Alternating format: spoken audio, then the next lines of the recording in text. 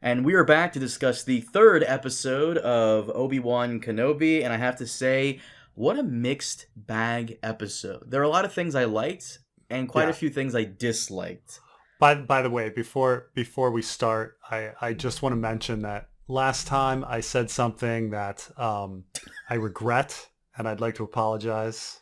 Oh, Yeah, I said that Star Wars and The Phantom Menace had the only memorable soundtracks, and people, a lot of angry people mentioned that the Imperial March is from Empire Strikes Back, and that's pretty iconic. And I did, yeah, I screwed up because the Imperial March was so iconic. I had assumed that it was in Star Wars and not in Empire Strikes Back, and it was a mistake. Empire Strikes Back has a very memorable soundtrack. I'm sorry. I can admit when I'm wrong. Um, but it was just, in fact, it was so iconic. wait, I do you mean assumed it Empire came from Strikes Back Star or Wars. Revenge of the Sith? No, fuck Revenge of the Sith. I'm talking about Empire Strikes Back. I Though thought some people people were did, getting on your though case because some people did say that Revenge of the Sith had a great soundtrack, but I'm talking I about like did. I think so.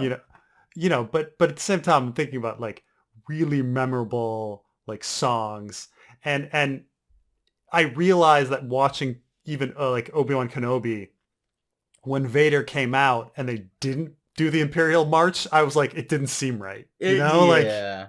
and then like watching it, I was like, yeah, no, it's like it's it's so ingrained that when Vader comes out, the Empire Strikes Back Imperial March theme goes.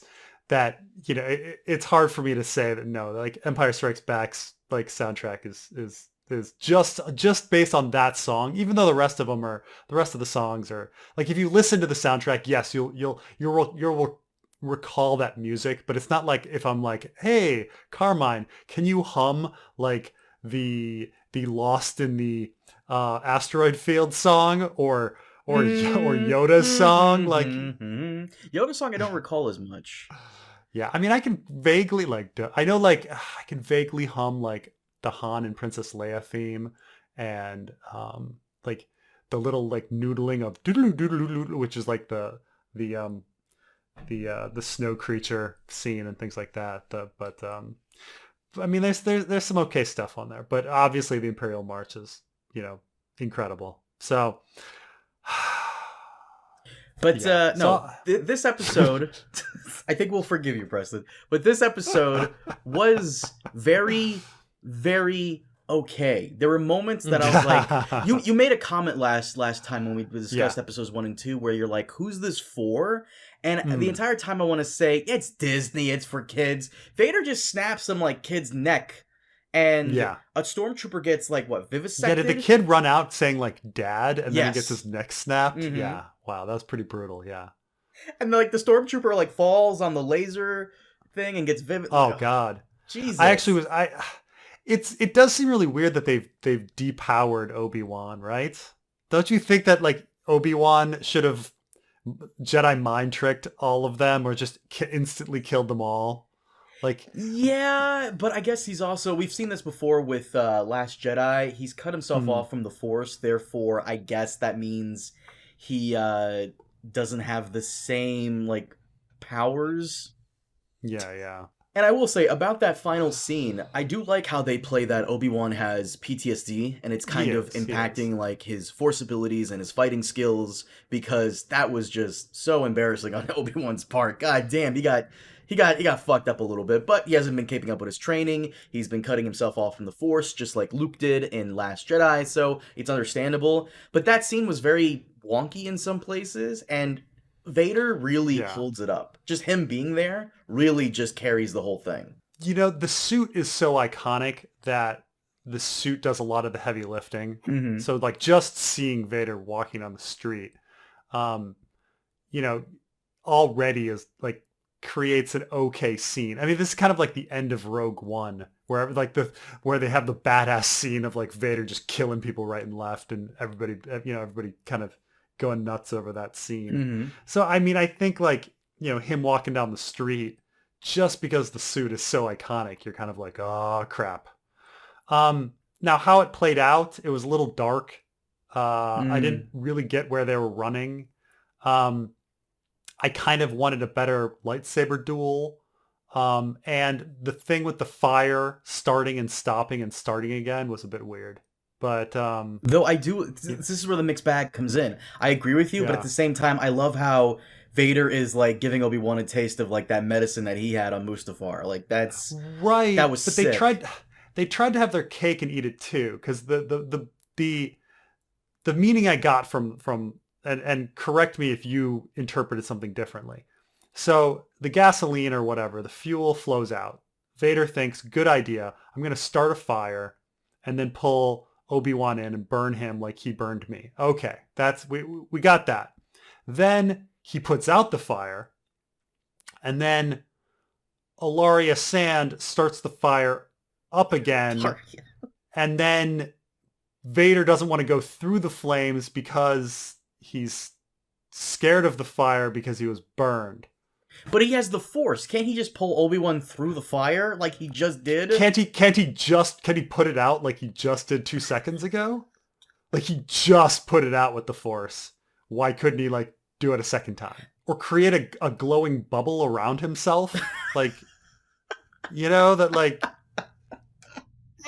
I feel so bad for writers who have to write like anything with like Jedi and Sith because they have the Force. I mean, this is like in video games where you like have all these incredible weapons and then then you're knocked out and then all of your incredible weapons are taken away and you've got to start over again, Mm. Like, how that always happens. God of War 2. Jesus Christ. Yeah. So like, I feel like that this is the case with Obi-Wan. Like you or when you have like a superhuman character that can do anything, you have to have a reason why they can't do everything, right? Or like in Logan, how like they take away his healing ability because his healing ability is just like too OP, right? So they need reasons to un-OP them. Um, so I guess it was just like Star Wars in general gave them too much power. Yeah. Like I said, I feel bad for any writer who has to come in and write this show, and they keep forgetting that the Force is basically almost carte blanche, do whatever the fuck you want, Yeah, but not when yeah, it it's too much. matters, Yeah, I guess. right. I mean, yeah. I mean, how can you have any tension? It is a problem, and how do you have how do you have a show with like fighting scenes and tension when you've established that like Jedi's can fucking waste everyone and Obi-Wan's the last Jedi. So like, there's no like right? They have to like pull Jedis out from nowhere, undoing the fact that he was the last Jedi, and then like depower him so that he's like threatened by 4 stormtroopers and Ilaria Sand, right? He's like, I just killed like 6 stormtroopers brutally, but oh, now there's 4 more stormtroopers. Oh no. Like, these were kind of ridiculous scenes. Like, well. But no, so, there was another weird moment in that scene as well, parallel. So when Ilaria Sand, which we're calling her, I don't care what her name is, you're Ilaria I Sand don't, who forever. cares? Yeah, it's Ilaria Unless you Sand, saw yeah. her in Rome first, and she's whoever she played in Rome. But for me, Ilaria Sand is where I know her from. So she leaves the tunnel to go help Obi-Wan, and somehow never runs into Reva? Yeah, I didn't know Huh? where the underground, like I'm not sure where the tunnels of the Underground Railroad were leading or anything. I was just kind of confused by the entire um tunnel system and what like where they were heading and how um right, like they sent her down a tunnel to find some dude, and then third sister ended up at the end of the tunnel somehow. Somehow, Some yeah. This is something I've noticed, and Vader's right behind Obi-Wan, and then somehow he ends up in front of Obi-Wan. Like everyone's just teleporting. Yeah, I was confused about the layout of everything, but yeah, yeah. Okay. It's, You're just, yeah, I know you're laughing at like this is what this was, okay? All right. no, you're right. Everyone's just teleporting around all over the place. Nothing makes any sense. Obi-Wan, like I'll give people this. Obi-Wan not being able to fight Vader and get his ass kicked and swamped. Yeah. Because he's cut himself off of the Force. He hasn't like picked up a lightsaber and trained with it in a while. Mm. You can get rusty. It's okay. Sure, sure. And He's terrified. I also understand they don't want to, if they're gonna have a big lightsaber duel at the end. You can't blow your wad right now. It's sort of like, do you remember that really disappointing scene in The Phantom Menace where Which one? they're running in the desert and Darth Maul like attacks them, and he and Qui-Gon have like maybe one or two crosses of their lightsaber before they all of a sudden run. And you're like, oh, I wanted a fight. And then there's no fight. It's kind of in the middle of the movie. And it's like, well, they couldn't have a big fight then and there because they're going to have the big fight at the end, So I think this is why they didn't have a big fight. Though I'm also wondering if there's just going to be a big lightsaber fight between Obi-Wan and Third Sister instead. And I'm convinced that Third Sister, this is the episode that convinced me. I'm calling it now. She's not really with them. Not really. She just really wants to get close to Darth Vader. And there's no other reason for her ever to be in the same room as Darth Vader unless she has like a reason to be like promoted because she found Kenobi, which yeah. The reason I think that she wants to kill Vader is because she saw Anakin attack the temple.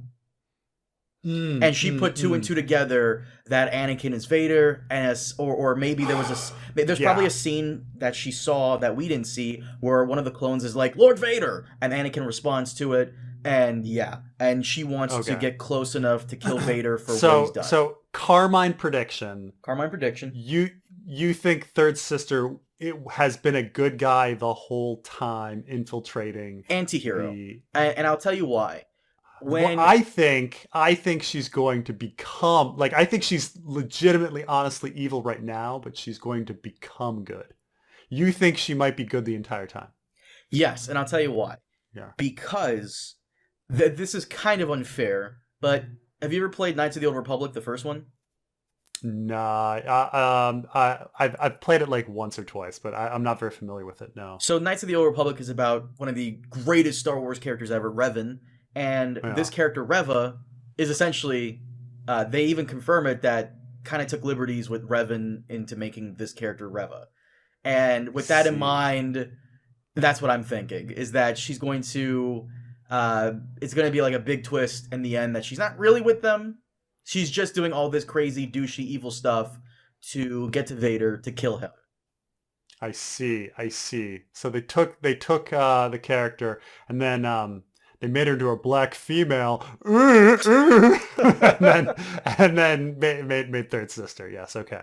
So that's what I'm assuming. Because why else would she fucking care about Obi-Wan Kenobi? Because Anakin cares about Obi-Wan Kenobi, and Anakin is Vader, and she wants to kill Vader. She's ambitious and she wants to rise to be, I mean, right now they're playing it like she wants to be Darth Vader's apprentice, an apprentice's apprentice or something, But, I guess she wants to be Grand Inquisitor, which once again, if he's confirmed dead, what about Rebels? Like, I don't understand. Well, everybody's saying that, he's got two stomachs. Oh, is that what they're saying? So, okay. So I read my comments. So the last video is on my channel, but I read through the comments and I got bashed for the Empire Strikes Back soundtrack comment. Well, I didn't actually say, it was more, I didn't bring up Empire Strikes Back as being a great soundtrack. Then, so two things that people had problems with you, Carmine. Huh? Number one, Me? Number one, Ian McGregor is like 51 years old. Okay. And so that means in 9 years he'll be 60. Uh-huh. And Sir Alec Guinness was only like 62 or 63. I think 62 during the filming of Star Wars, 63 during the release of Star Wars. So it's only like 2 years difference. So everybody's saying like, oh shit, like look what the desert like does to you. It's just that Alec Guinness looked like shit. Pardon me it's for not knowing actually that fact. It's not actually the age thing. It's just that Alec Guinness looked like shit, and Ian McGregor looks really fucking good. Or maybe that's how an old person is. That's how a person's supposed to look at fucking 60, and Ian McGregor may have had some surgery done. Well, I mean, obviously he's had surgery done. Obviously, how is it obvious? Of course, everybody today has work done. I mean, put it this way: Tom Cruise. Oh yeah. Tom Cruise is 59. Okay, Alec Guinness in Star Wars is 62. So, do you think like Tom Cruise, like, do you think of him being the same age as like Obi-Wan Kenobi? Like, no, that's a good point. That's a good point. it's just the way people dye their hair and they get their Botox and they have their hair plugs and they work out and all these different things to try to, can change whiten their teeth and all these things. So, to make themselves look young. So, that's why there's the difference. So, but yeah, the other thing was you saying, oh, it's going to be they're completely contradicting Rebels, and then everybody kept saying, Carmine, it's canon that his species has 2 stomachs. So he got lanced through one stomach, but he's got a second stomach. What asshole knows this fucking fact about this one species that has appeared one time in fucking, like, get the fuck out of here. What I love is that, like, you're a huge Star Wars nerd. Dude. You've read like a lot. You've seen every single like Star Wars like visual property. You've played a lot of the games. You've read a lot of the books. You've read a lot of the comics. Like, you are a big Star Wars fan. I'm a Star Wars fan in the sense that, like, I've seen all of the movies a lot, and so I know the movies really well. But I'm not a big expanded universe guy. But the fact that you're like, what? How do you know that this species has 2 stomachs? So fucking ridiculous. Who the fuck knows this? This reminds me of like that stupid trivia thing of like the Goffy sticks. Like, it's one of those things, if you don't pay attention, you'll miss it. And even then, if you listen to it, it just goes over your head. Who the fuck remembers or knows this? Fuck you guys. Right. And like, when was it listed that they had 2 stomachs? Was there some like coffee table book that came out? Like, what was it? Is this even on Wikipedia? It better be. I swear to God, if that's on Wikipedia, I'm gonna fucking flip. Oh, by the way, this spoiler ahead. So, the Grand Inquisitor? Yeah. If this asshole we hang. If this asshole does survive, he gets redeemed in like Rebels season 2. Oh, really? Yeah, he comes back and he's like a good guy. It's like the stupidest fucking whatever. Anyways. Okay, so he has 2 stomachs. Once you lose one of your stomachs, man, everything changes. So he loses. Actually, this would be his second fake. This would be his first technical fake out death, because this and then Rebels season 1, where he falls into like a reactor, and then he comes back in season 2 and he knights Kanan. Whatever. Star Wars. Whatever. Oh, by the way, did you see everyone rallying around the actress for Reva? Yeah, I heard that she was getting some racist kind of messages on her Insta. Let's be very clear. Every fandom in the history of time and space will always have racist fans. The God Emperor himself, Preston Jacobs, has racist fans. That's true. Who are racist to you for some reason because you married an Asian. Like, I don't. But whatever. Regardless, people who are going to be an asshole to this woman, they're not real fans. Like, I brush those people off. Right. I mean, they gave Billy D. Williams a lot of shit for what? Like, back in 1980. Yeah. For what? What did she do? What did she do? Billy D. Williams? Yeah. No. Lando? No, Billy D. Williams. I'm sorry, I thought you meant like Billy Lord. My bad. No. I understand that Billy being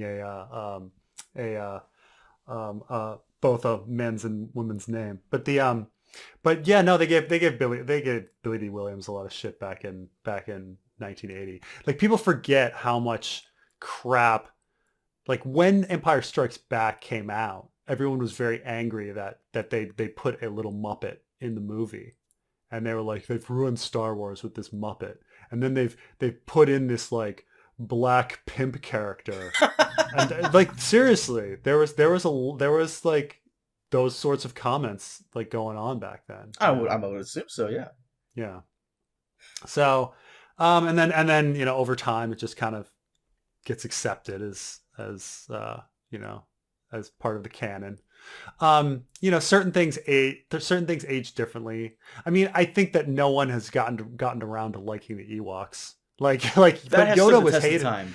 Yeah, but Yoda was hated when he was first introduced, and then and they're like, oh, this isn't a kids movie, and at the time George Lucas is like, yeah, they a lot of people were angry about R2-D2 and C-3PO in Star Wars. They thought they didn't need these sort of like comic relief characters ruining the scenes. Didn't they think Yeah. C-3PO was gay or something?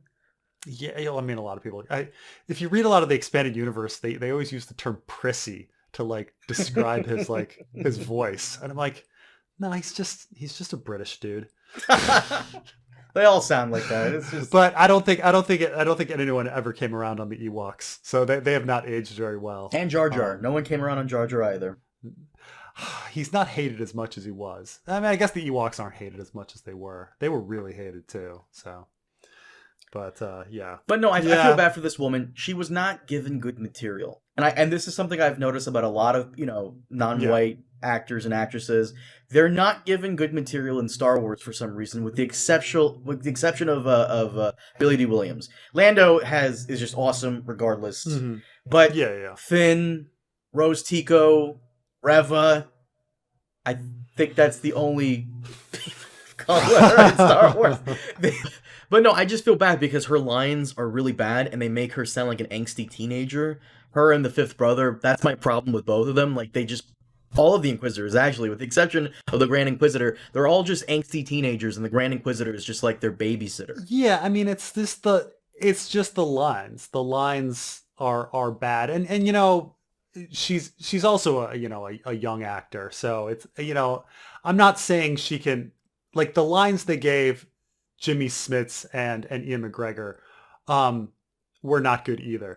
However, those actors are they've been acting for over 35 years each, so they're both able to turn spin shit into gold. She's I'd like to see her in something else. And a lot of people were talking about when Hayden Christensen, and this Hayden Christensen, everybody made fun of his acting abilities, but in other movies he's fucking fantastic. Oh yeah, that's right. It's just that it's whether the dialogue sucks or George Lucas's directing sucks or. So I mean, I will say that there are some actors, you give them shitty dialogue, you give them shitty direction, and they can still do well.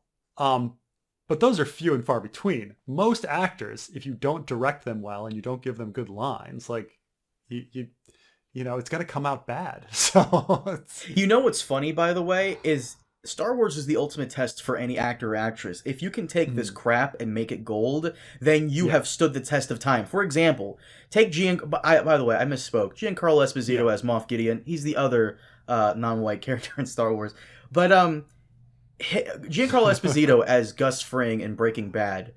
Yeah. Awesome. I was watching a clip a while ago of when Fring is talking to the DEA agents, and then afterwards he goes into the elevator and like these little mannerisms he has. Breaking Bad and Better Call Saul as well, which he's phenomenal in that as well. They have like great writing, of course, fantastical writing.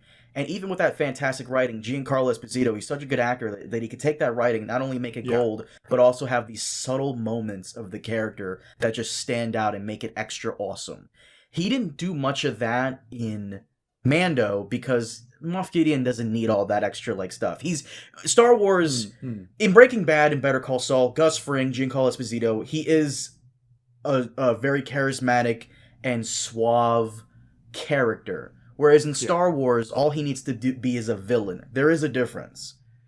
Yeah. So he doesn't need to have like these subtle moments where his hand twitches a little and his nervousness comes out in that elevator scene in Breaking Bad. he just needs to be Baby Yoda. We meet again. I want your blood. He just needs to be villain. That's it. So I kind of get it. So I'll take that aside, but they got to give Reva more good shit to do because at this point she's just cringe. But you are right that they don't give most characters anything to do, and especially just I don't know. You are right that it seems to be like the minority characters have really horrible lines. Mace Windu's lines were pretty bad. Maybe it's just a coincidence, but then again, most characters in Star Wars don't have very good lines. So what are you supposed to do? Star Wars is not exactly known for great acting. But yeah, every once in a while you get a few actors here and there that are really great. I mean, obviously, like Sir Alec Guinness is like he hated Star Wars. He hated it. He thought the script was horrible, and yet he's a professional, so he made it work. With the horrible dialogue of Star Wars,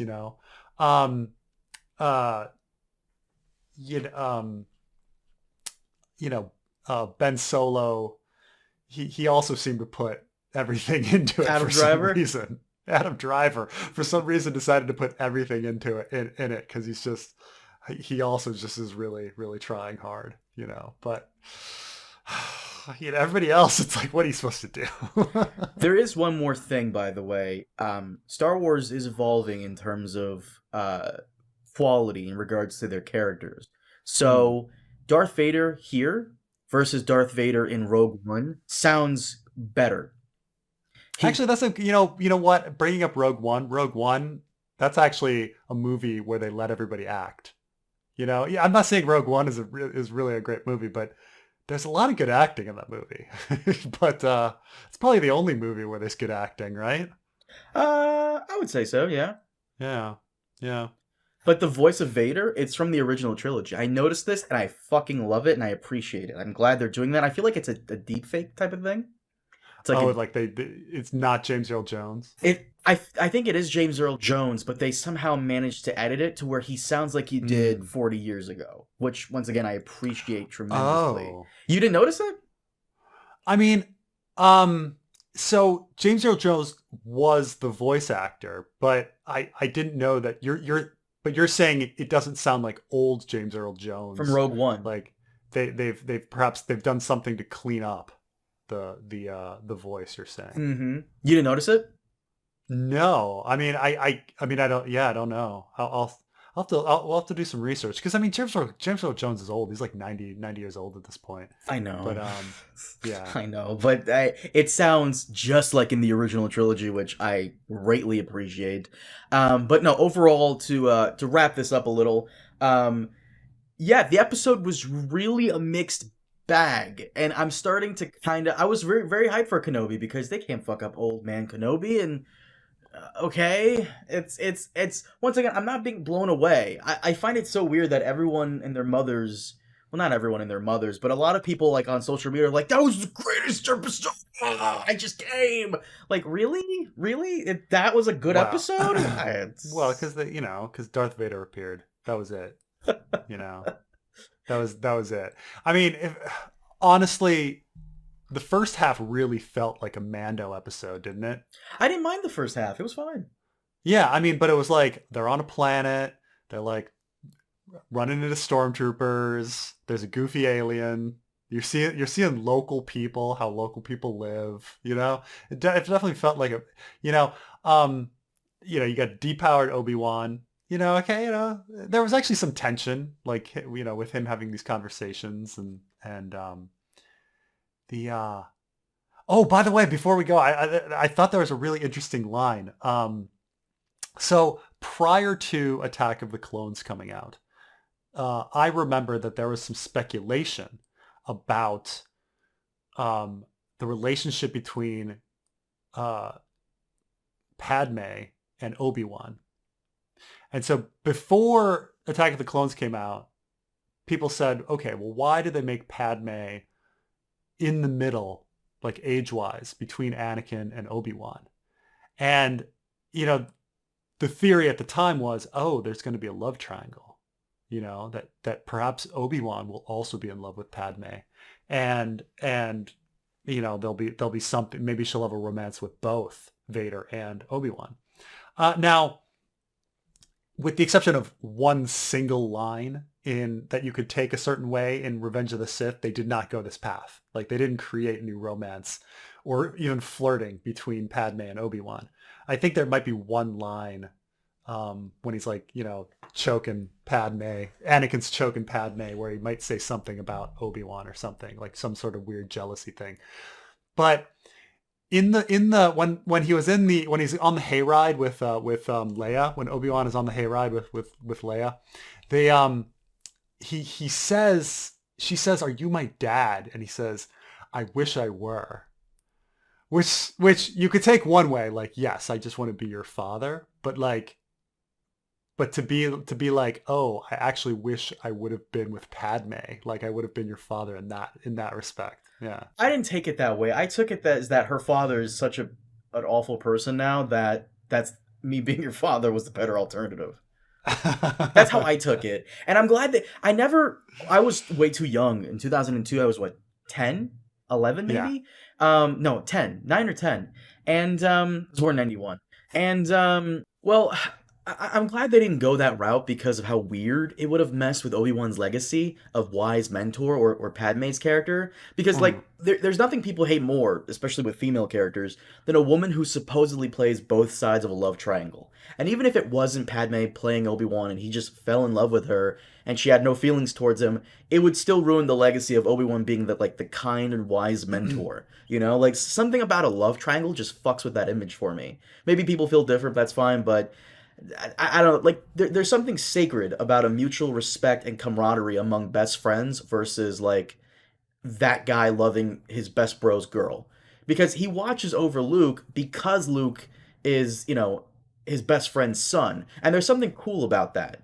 It'd be a little weird to me, at least, if like he'd be watching over Luke because he had a thing for Luke's But mom. wouldn't have it explained? Don't you think it would have explained Anakin's turn to the dark side a little better?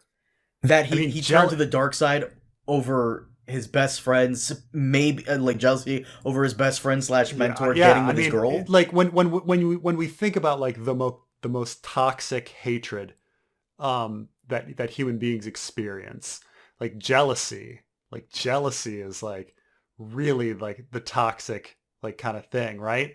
um, and so like when I actually think about the prequel trilogy and like what made Anakin angry.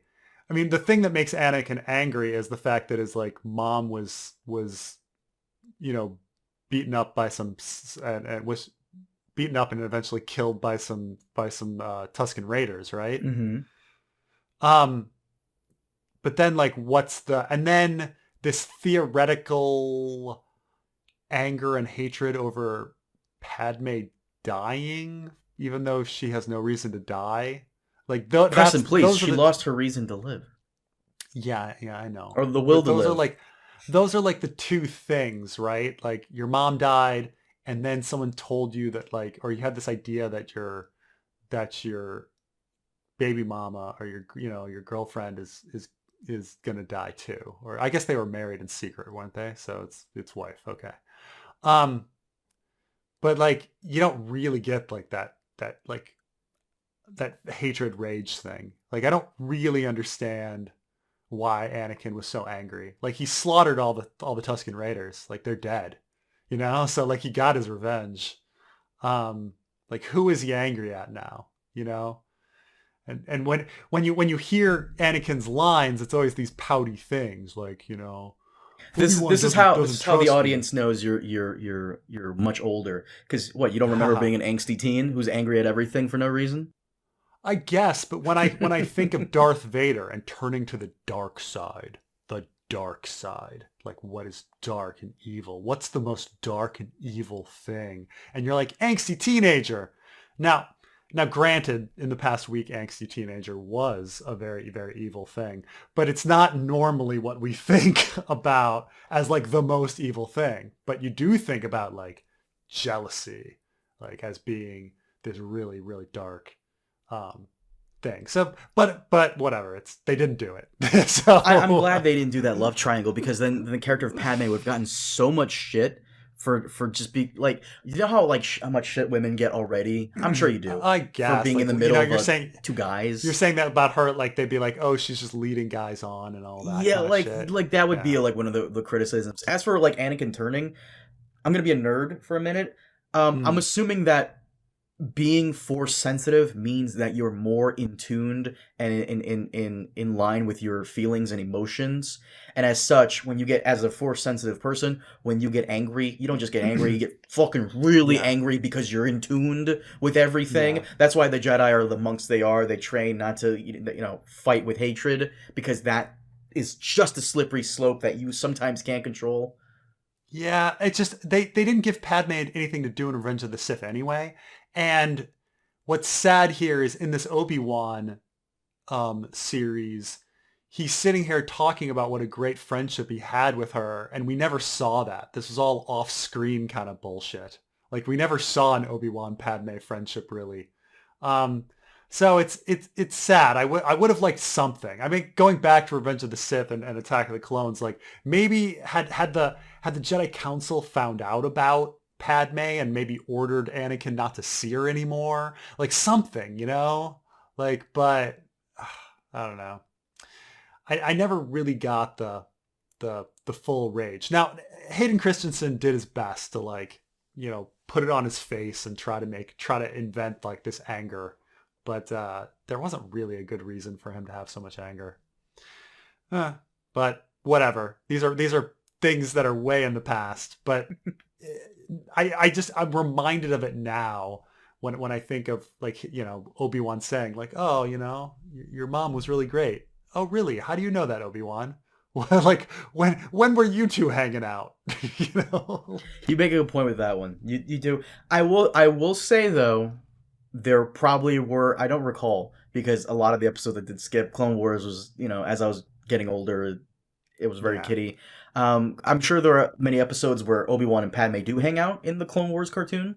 So from like That's possible. 2008 to 2012. So Oh, one question I wanted to ask you is what did you think about Obi-Wan spotting Anakin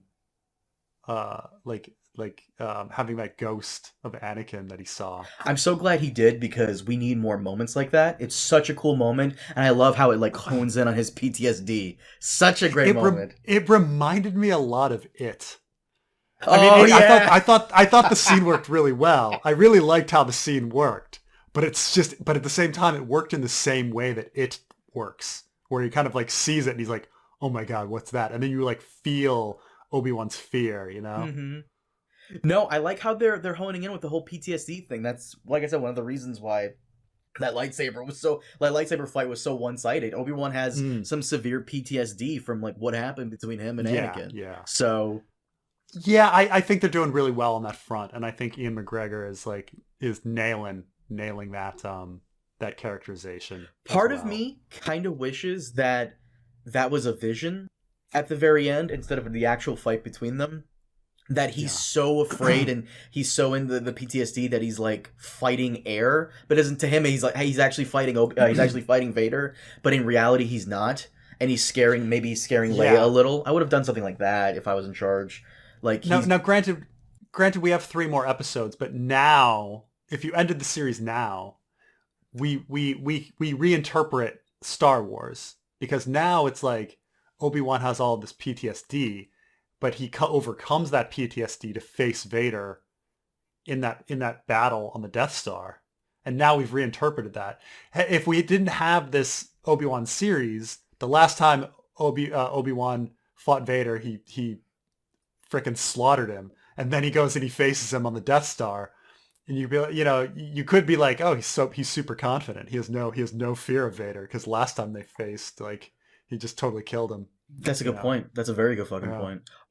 Also, one other thing before we get off, the Empire notoriously in the old canon was very xenophobic, but Mm. very interesting that the truck driver guy was very pro Empire.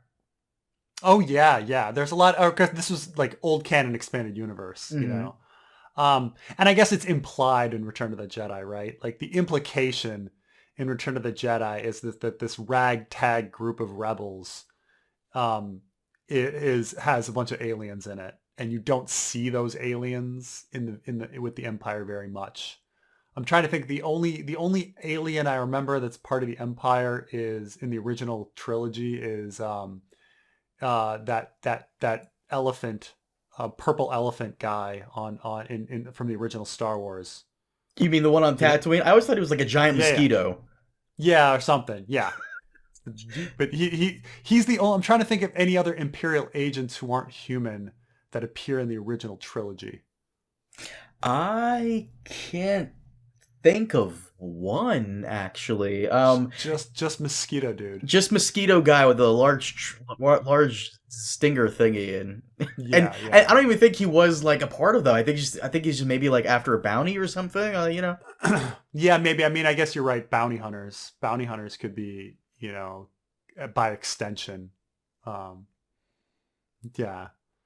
But that's it, right? Yeah. So, Overall, very very okay episode. A lot of weird, awkward moments.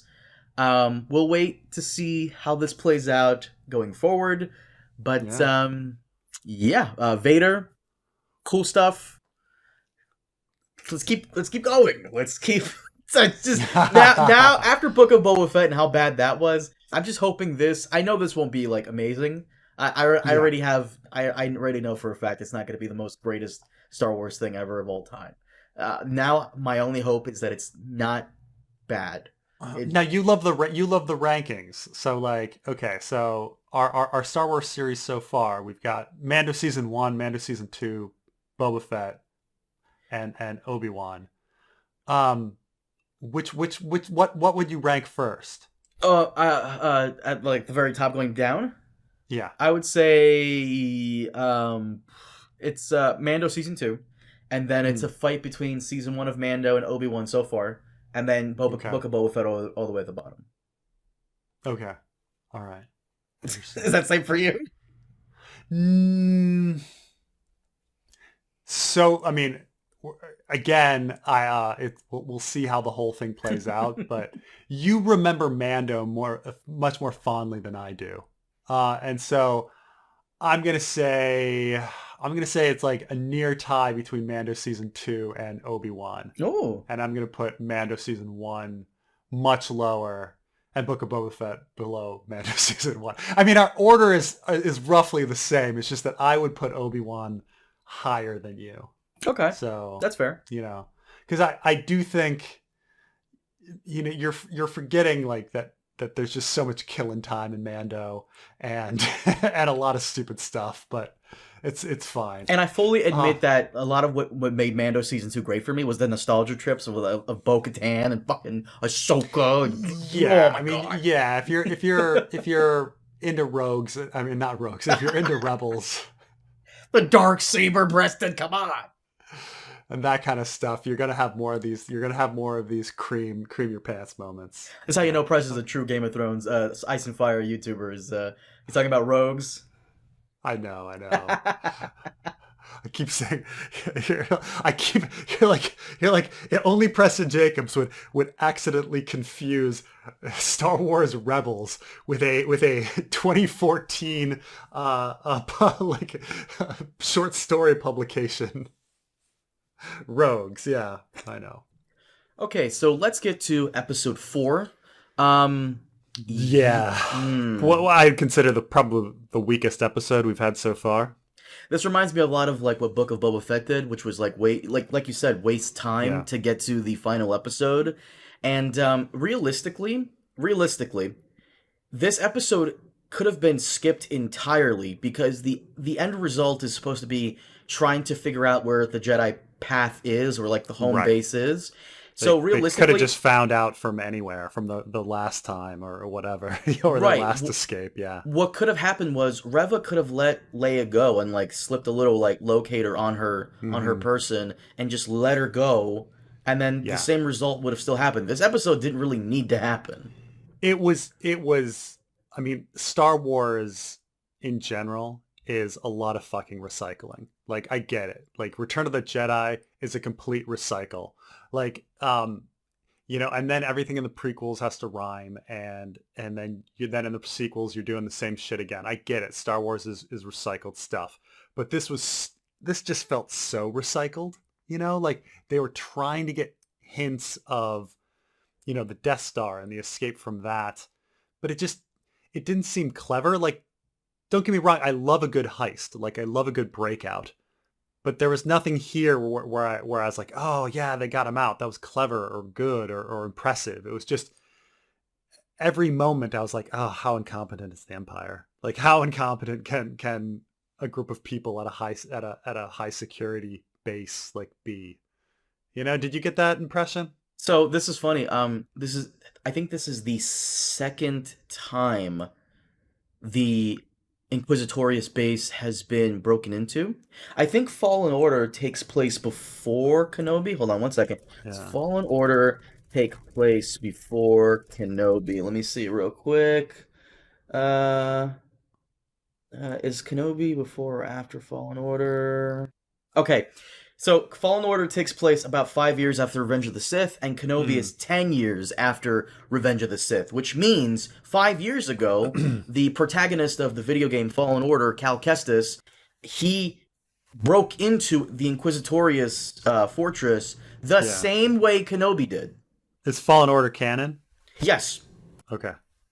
Not to mention, I think in Fallen Order, we see a row of Star Destroyers around the planet. So how the fuck was that rebel ship with the snowspeeders able to get into the atmosphere? I What mean, the the whole thing, first off, I mean, I won't even go into how much I hate Stormtrooper slaughter and how just like pointless it is. I Like, know. but so we'll just go by that because I just ripped Mandalorian. Every episode I was just like, oh God, Mandalorian is so boring for this. And so there's a lot of that. But can we be done with the fucking trope of people being like, of people slipping in and being a mole and someone like questioning them and then the response being, how dare you question me? You're insolent. I'm going to report your insolence. And then the person being like, oh, sorry. Like, isn't that like the biggest fucking trope?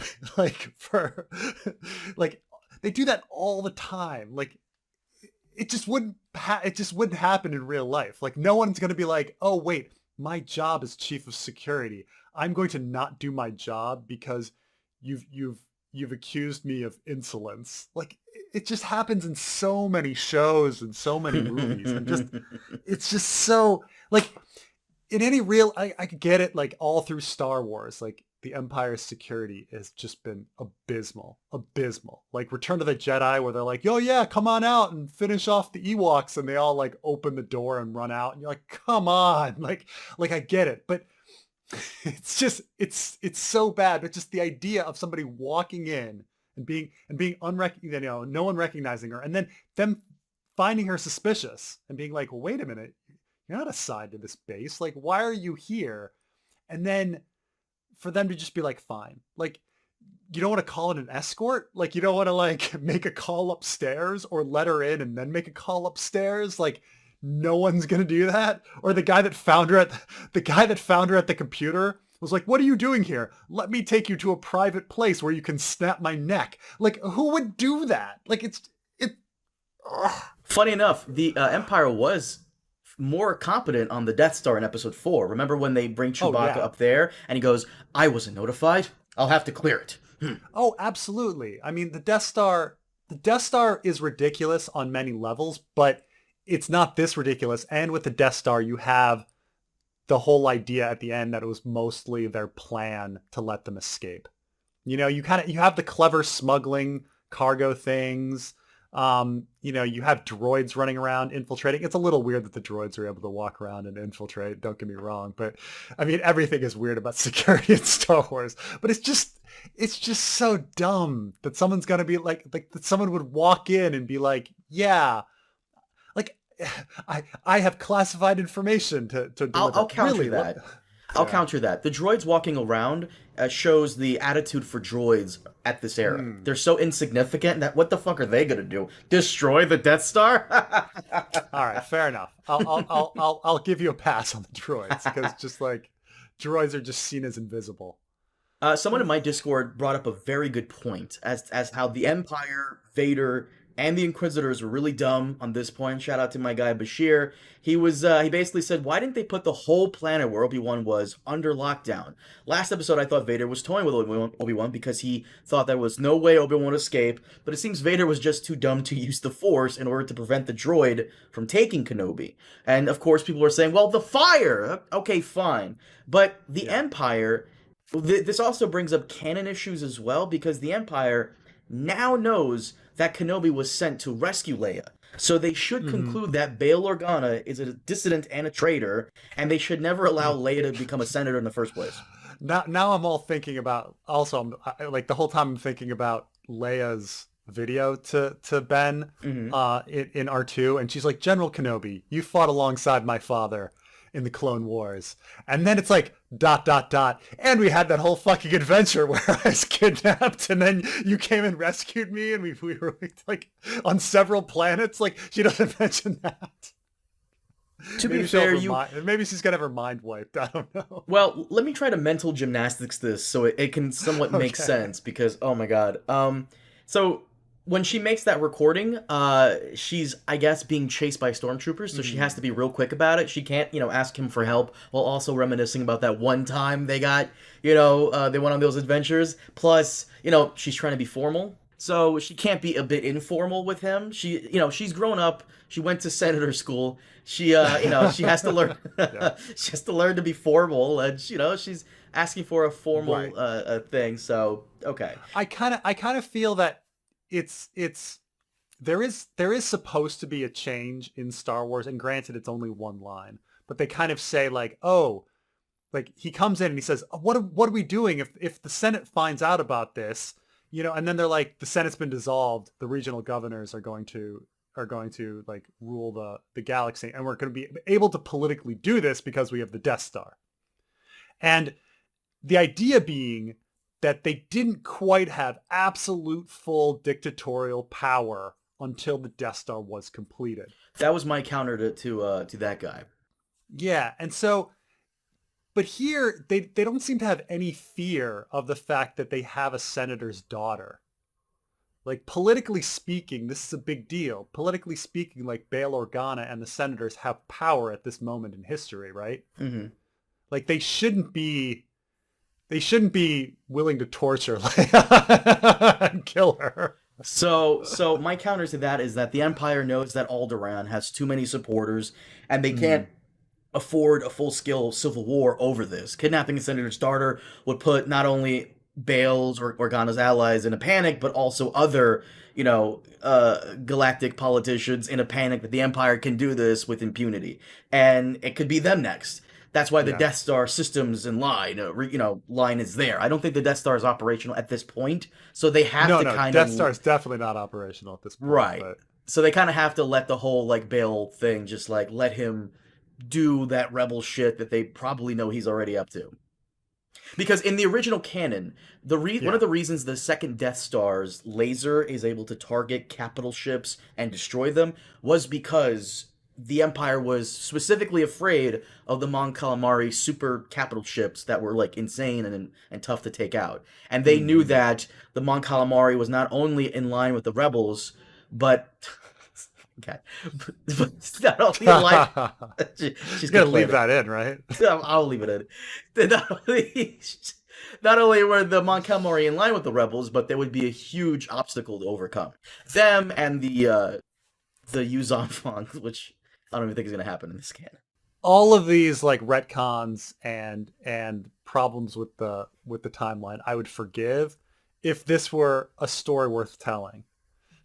but it's so far not really a story worth telling. But you're kind of right on that, actually. So I don't know. This got me down because it was such a weak episode. I just didn't buy that a 10-year-old child would be so resistant to torture from a dark Maybe she wasn't. from a Maybe dark maybe Jedi. maybe she did Yeah. the whole force. Maybe she was lying. Maybe she did the whole force thing. Found out that Leia kind of knows something, and to Yeah. put the bug on Lola and to see how that bears fruit. Yeah, I mean the bug at the end, which obviously is kind of a big Star Wars throwback, because the only reason they were able to escape the Death Star is because they were bugged. And this gets back to my whole like it's a myth that stormtroopers are incompetent, because I mean that didn't incompetent stormtroopers were only introduced in Return of the Jedi. Like the stormtroopers were competent in Star Wars and Empire Strikes Back. Hmm. They just looked incompetent. Well, they're completely competent in Empire Strikes Back, but they only looked incompetent on the Death Star because they were letting them escape. It was a show, because Right. they had the tracker on the ship. Which makes it even And more dark that they're just pawns in this like cat and oh mouse game yeah, that the higher ups are playing. So absolutely, absolutely. Now, in this case, like, did she inform? Like, it seemed kind of shoved in at the end that she had that tracker on her. It's like, how many of those stormtroopers like let them go? What was that entire confrontation at the end like planned? Um, I don't know. So was Leia's escape planned?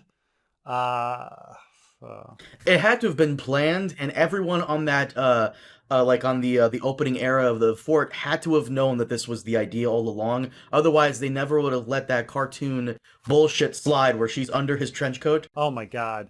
Oh my god, that's so bad. There were some other really bad ones. Like there's the scene where Leia's tied up and in the dark in the torture machine, and there's two stormtroopers um, guarding, and they Hmm. wanted to make it look cool and badass where it's dark, and then Obi-Wan's lightsaber like lights, and then he kills one stormtrooper, and then it goes dark again, and then he does his other lightsaber and kills the other one. But it doesn't really work because like the light goes on and the other stormtrooper just stands there. He's not shooting at anything.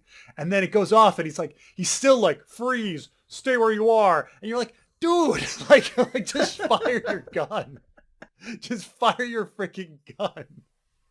I wanted to see the Inquisitor troopers, like the black clad stormtroopers. I wanted to see them in action, and we kind of did briefly.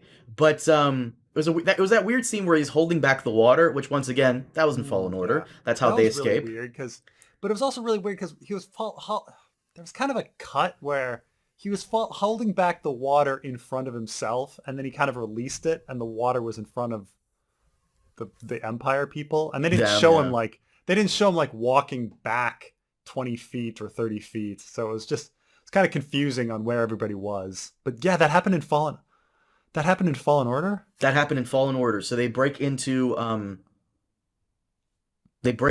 fuck. Why do they break into it again? I'm sure some asshole's gonna remind me. They break into the Fortress Inquisitorius, have a whole boss battle with one of the Inquisitor sisters, Trilla. I think one of the Inquisitors here takes over for Trilla after she's cut down. And then there's a whole horror scene where they're escaping from Vader, and that's how they escape from Vader by like breaking the glass.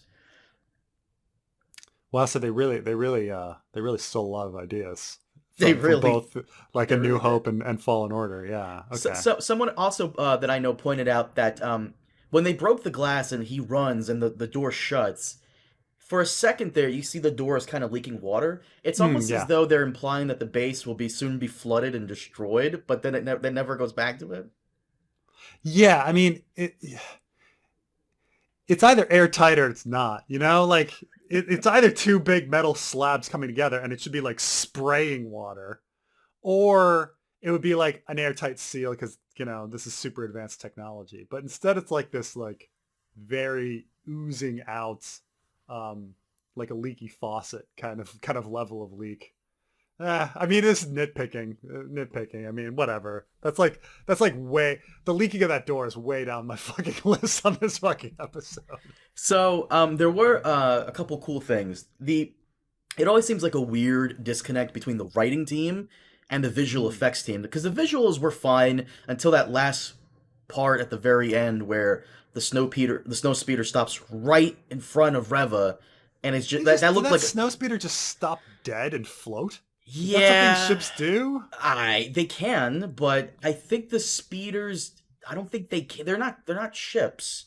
they're speeders. So I think they go forward. I don't know. I and don't like know. glide on air, you know. Right. That's why they had to be in that ship because they can't go into space like an X-wing can. So, but it looked Oh. like a fan film that you'd see it on YouTube. That last Oh segment. yeah, yeah, yeah, yeah.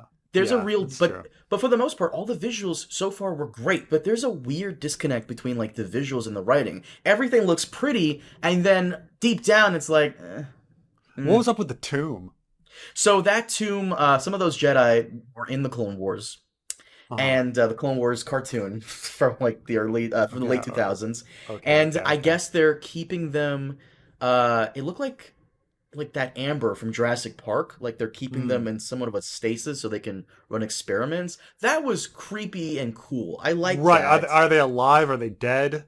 You know. Uh, to be continued. I don't know. If they're alive, like, are you keeping them so that they can't like join the Force in the afterlife and weird stuff like that? That was That's an interesting interesting. thought. Like they didn't want to take the helmet off that kid. Keep the helmet on. We don't even have time to remove this helmet. To be fair, in Star Wars Rebels, the cartoon, Mm. believe it or not, the Empire is using the dead bodies of Jedi to lure other Jedi towards it.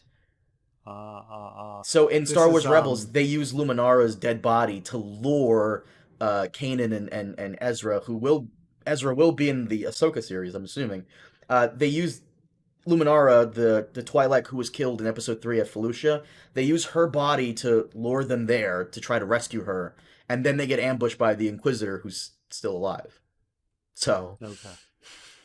yeah.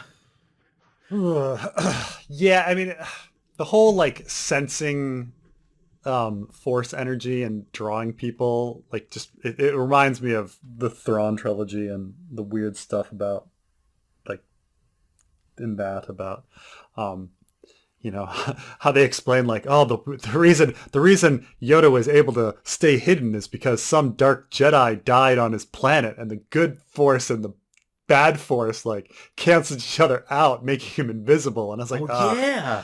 you explain that like too sciency. Just stop. You know?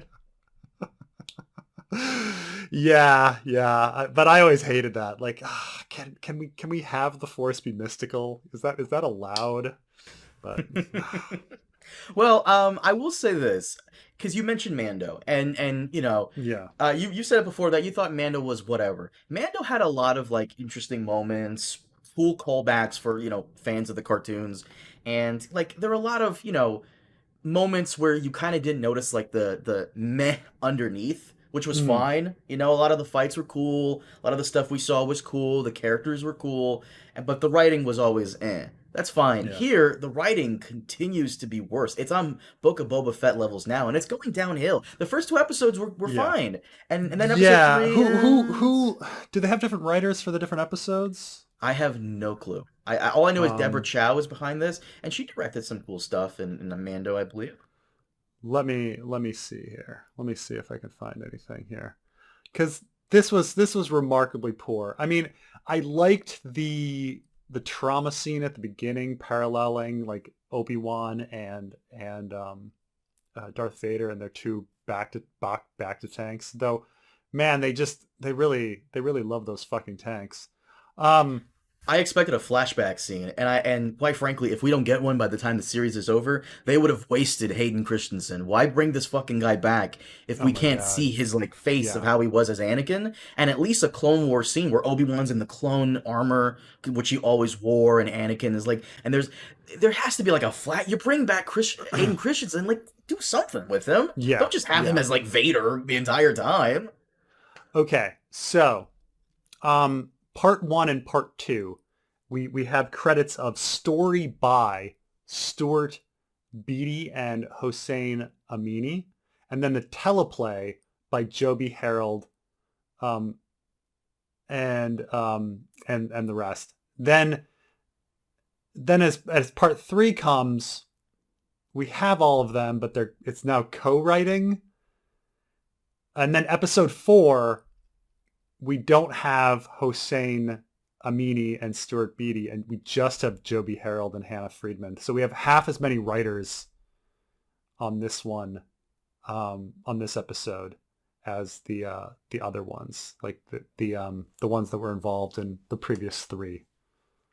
So maybe it's really the influence of this. The first few were better just because they had more minds, and the Stuart Beatty and Hossein Amini are like, better. But this just did feel like killing time, like filler. Oh, 110%. The pacing was also super weird. Within the first 5 minutes of the episode, we're already on our way to the fortress. And Yeah. when Obi-Wan arrives at Jabim, he talks to that one guy. He's like, "Yo, you gotta help me save her." "We can't. Get him out of here. Come on, please." All right. Yeah. That's Yeah. essentially what happened. That's essentially what happened. Yeah. And then Wade, come on, Wade. We're not soldiers. I'll be fine. Was he supposed to be set up for us to care about him? Cause Yeah, I know. Like, if you wanted me to care, you should have killed off Ilaria. Like, yeah, mm-hmm. Like we've spent time with that character. We're building things up. She's had a lot of screen time. Her death would have been, impactful, not random guy that was introduced just to kill. Like, Ilaria should have been killed, and they should have alerted everyone to her presence when she was at the command console, and she was like, "Okay, you can." And the guy even looks over. He's like, "What? What did you just say?" "Okay, go in there." Or have her distraction, the distraction that she had be like her true sacrifice, where she gives up all this information and then they're like, "Okay, I guess I'm gonna kill you or torture you or something." Like make it a true sacrifice, not poor random sacrifice of extra number 5. It looked like Mouse from Matrix. Yeah, a little bit. I know. Yeah, he does actually. A little bit. Yeah. Might be the same actor. I don't know. But Yeah. poor Ian McGregor, because I was really hyped for him to come back. Now I'm like, I don't really think he should have. I really think they should have. This entire storyline could have been done with some other character that nobody cares about in a cartoon, where shenanigans like that trench coat thing would have made more sense. Yeah, the other thing that's been kind of bugging me, and this is true of Mando and Book of Boba Fett, because we seem to have this problem in all of the shows, and that we know that they're filming on this soundstage, right? And we know that it's like it's a holodeck, right? They put up the walls and everything, but at the same time, like, the people they don't really have free movement like they would if they were actually outside on a real set. Like when they run, they're not really running at full speed. They're not walking at full speed. You see them when they walk, they take small steps. The sets look reused. We don't really get an idea of where anyone is. Mm-hmm. And this goes for, the battle of was it Mos Eisley that they were fighting in at the end of Book of Boba Fett, or is it Mos Espa? Mos Espa. Like, you didn't know what square they were in. You don't know what road they were down. They were just kind of in a random location. There was no sense of where they were. The same with this base. Like, I'm in a hallway. I'm in this torture chamber. I'm in another hallway. Now I'm here. And the same with Mando. I mean, we get it in Mando as well. But or the fight between Obi-Wan and Darth Vader, where they're running around stacks of coal or something. Like, I'm not really getting an idea of where they are. I just kind of feel like, okay, you're going to run off. You're going to run this way. Oh, we've run out of room. So now you're going to run this way back through the same set, So I do think it's a problem with what they're filming on. I think they need more natural settings, like actually out in the open, where actors have freedom of movement, and we can get a feeling of where they are. What are you gonna do? It's a shame, and I hate when people go, "Well, it's Star Wars. You're expecting quality shit." No, but I'm expecting something that makes sense. Yeah. And most of the characters kind of are Like Ilaria, she's fine, but like that fifth brother shark guy, I'm just Yeah. whisper angry all the time. He's That's he's my he's very job. one note, right? He's very Yeah. one note. I mean, I do think of all the characters who have done better and who are now growing on me is Third Sister. Like Third Sister, I think was given more screen time, more ability to work in this one, and so I do think Third Sister had some improvement. Um, but yeah, and everybody else, not really. Everybody else is kind of one note. Mm, Yeah, well, that's episode 4. There's not really much to talk about. You're right. It really did feel like a filler episode. Not much really going on. Episode 3 was better, kinda, and even then it had its minor issues. Just the pacing here felt really off. It felt really, yeah. really, really off. So, especially in the first couple of minutes, it's everything's moving very quickly, very quickly, very quickly. So But that we Obi-Wan, he will. loves to he loves to sneak around. He loves to sneak around bases. Have they Yeah, established yet? Have they established yet why he's broken with the Force and he's now getting back into it? Was it just lack of practice? He wasn't lifting enough rocks. pretty much.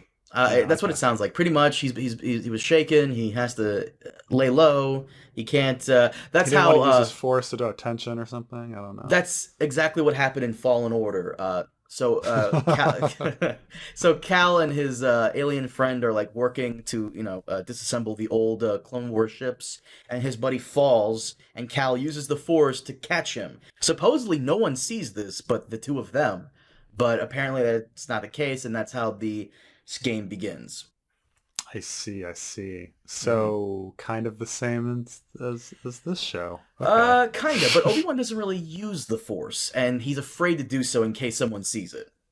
But he did use it with Leia when she was falling. That is true. So, Yeah. Okay. Yeah. All right. All right. All right. All right. All right. yeah, that's all I have to say about it. It just wasn't that great of an episode. It was just incredibly mediocre. A little worse than mediocre too. It's just it really. You're right. It felt Yeah. like This filler. this this was a pretty weak episode. I mean, I think you're right that it's like Book of Boba Fett level, but at least Book of Boba Fett had lore building where I was like, oh, this is kind of new stuff. There's no lore building here even, except for maybe the Jedi's in the frozen tank beneath. Yes, Um, that was a bit of lore building. which Yeah. which I have to say, that was a creepy scene. I'm like, what is that? I want to know more about that.